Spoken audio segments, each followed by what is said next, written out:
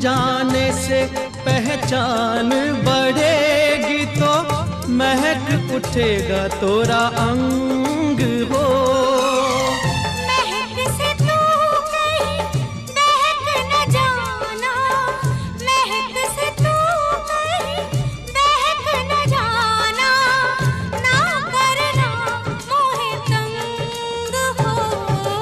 तंग करने का तो से नाता है गुजरिया, तंग करने का तो से नाता है गुजरिया।